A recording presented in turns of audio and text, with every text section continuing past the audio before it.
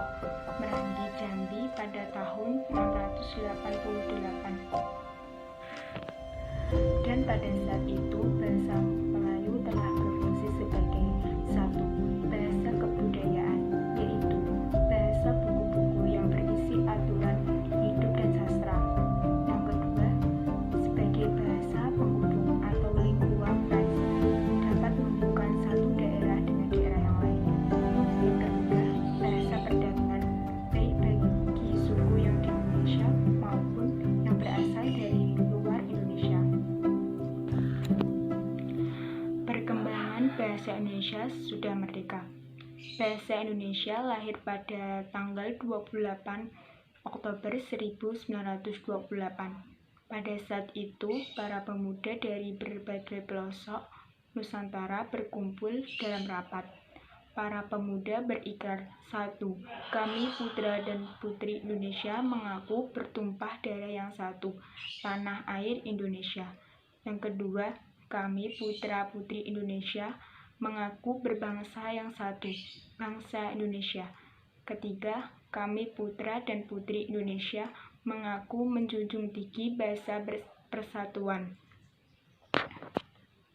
Sumpah Pemuda. Ikrar pada pemuda ini dikenal dengan Sumpah Pemuda.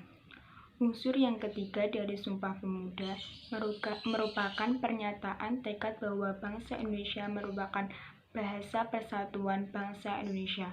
Pada tahun 1928, bahasa Indonesia dikokohkan sebagai bahasa nasional. Bahasa Indonesia dinyatakan kedudukannya sebagai bahasa negara pada tanggal 28 Agustus 1945 karena pada saat itu Undang-Undang Dasar 1945 disahkan sebagai Undang-Undang Dasar Negara Republik Indonesia. Di dalam Undang-Undang 1945 disebutkan bahwa bahasa negara adalah bahasa Indonesia. Peresmian nama Bahasa Indonesia. Bahasa Indonesia adalah bahasa resmi Republik Indonesia dan bahasa persatuan bangsa Indonesia. Bahasa Indonesia diresmikan penggunaannya setelah proklamasi kemerdekaan Indonesia, tepatnya sehari sesudahnya bersamaan dengan mulai berlakunya konstitusi. Di Timur Leste, bahasa Indonesia berposisi sebagai bahasa kerja. Dari sudut pandang linguistik, bahasa Indonesia adalah salah satu dari banyak ragam bahasa Melayu. Dasar yang dipakai adalah bahasa Melayu Riau dari abad ke-19. Faktor yang menyebabkan bahasa Melayu diangkat menjadi bahasa Indonesia. 1. Bahasa Melayu merupakan lingua franca di Indonesia, bahasa penghubung dan bahasa perdagangan. Kedua, sistem bahasa Melayu sederhana, mudah dipelajari karena dalam bahasa Melayu tidak dikenal tingkatan bahasa atau bahasa kasar dan bahasa halus. Ketiga, suku Jawa, suku Sunda, dan suku-suku lainnya dengan sukarela menerima bahasa Melayu menjadi bahasa Indonesia sebagai bahasa nasional. Bahasa Melayu mempunyai kesanggupan untuk dipakai sebagai bahasa kebudayaan dalam arti yang luas. Kedudukan bahasa Indonesia sebagai bahasa nasional dan bahasa negara dan fungsinya sebagai bahasa nasional. Tanggal 28 Oktober 1928 pada hari Sumpah Pemuda lebih tepatnya dinyatakan kedudukan Indonesia sebagai bahasa nasional, memiliki fungsi-fungsi. Pertama, bahasa Indonesia sebagai identitas nasional, yaitu bahasa Indonesia menjadi bahasa atau lambang kebanggaan kebangsaan yang digunakan seluruh rakyat Indonesia. Yang kedua, bahasa Indonesia sebagai kebanggaan bangsa, menjadi kebanggaan seluruh rakyat Indonesia dari Sabang sampai Merauke. Yang ketiga, bahasa Indonesia sebagai alat komunikasi, yaitu bahasa komunikasi yang digunakan rakyat Indonesia maupun luar negeri. Yang kelima, bahasa Indonesia sebagai pemersatu bangsa yang berbeda suku, agama, ras, dan adat istiadat dan budaya. Dengan contohnya, Putri tinggal di daerah Kalimantan, sedangkan Mita tinggal di Pulau Jawa. Mereka memiliki bahasa daerah sendiri-sendiri dan adat kebiasaan yang berbeda.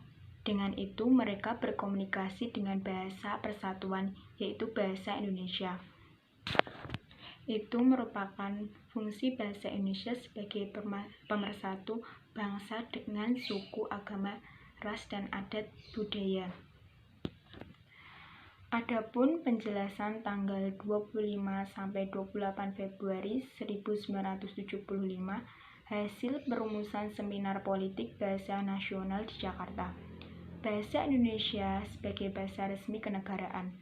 Bahasa Indonesia sebagai alat pengantar dalam dunia pendidikan. Bahasa Indonesia sebagai penghubung pada tingkat nasional untuk kepentingan perencanaan dan pelaksanaan pembangunan serta pemerintah. Bahasa Indonesia sebagai pengemban kebudayaan nasional, ilmu, dan teknologi. Mengapa bahasa Melayu dipilih menjadi bahasa nasional bagi negara Indonesia?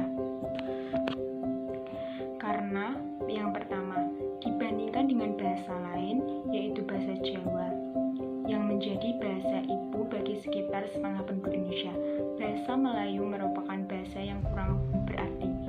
Di Indonesia, bahasa itu diperkirakan dipakai hanya oleh penduduk Kepulauan Riau, Linggawa, dan penduduk pantai-pantai di seberang Sumatera. Namun, justru karena pertimbangan itu juga pemilihan bahasa Jawa akan selalu dirasakan sebagai pengistimewaan yang berlebihan. Yang kedua, mengapa bahasa Melayu lebih diterima daripada bahasa Jawa? Tidak hanya secara fonetis dan morfologis, tetapi juga secara refleksikal. Seperti diketahui, bahasa Jawa mempunyai beribu-ribu morfem leksikal dan bahkan beberapa yang bersifat gramatikal. Faktor yang paling penting adalah juga kenyataan bahwa bahasa Melayu mempunyai sejarah panjang sebagai lingua franca. Ikrar Sumpah Pemuda. Bertumpah darah yang satu, tanah Indonesia, berbangsa yang satu, bangsa Indonesia, dan menjunjung bahasa persatuan, bahasa Indonesia. Ikrar para pemuda ini dikenal dengan nama Sumpah Pemuda dan baru setelah kemerdekaan Indonesia, tepatnya pada tanggal 18 Agustus 1945, bahasa Indonesia diakui secara yuridis. Bahasa Indonesia dinyatakan kedudukannya sebagai bahasa negara pada tanggal 18 Agustus. Sekian presentasi yang dapat saya sampaikan. Apabila ada tutur kata yang kurang berkenan di hati, saya mohon maaf sebesar-besarnya. Bila taufik wal hidayah. Wassalamualaikum warahmatullahi wabarakatuh.